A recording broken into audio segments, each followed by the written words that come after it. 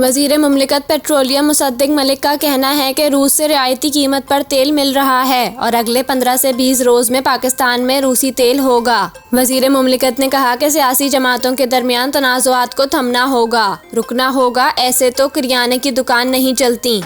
आप मुल्क कैसे चला सकते हैं? मुसद्दिक मलिक ने कहा कि गैस पर 1700 रुपये का गर्दिशी कर्जा है। हमने गैस पर गर्दिशी कर्जे को सिफर कर दिया।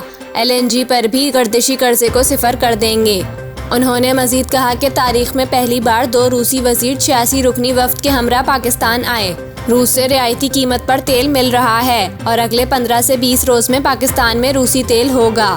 वज़ीर मुमलिकत का कहना था कि हुकूमत की जानिब से अहम फैसले किए जा रहे हैं और हालात को बेहतर करने के लिए मुश्किल फैसले किए जा रहे हैं। आगे बढ़ने के लिए हमें छोटे कारोबार करने वालों को प्रमोट करना है। बजट में छोटे कारोबार करने वालों को सहूलतें देने पर गौर कर रहे हैं। हमने तापी गैस मंसूबे से सस्ती गैस लानी है, इस पर तेजी से काम कर रहे हैं। उन्होंने कहा 190 मिलियन पाउंड इमरान खान ने सुप्रीम कोर्ट के अकाउंट में डलवा दिए।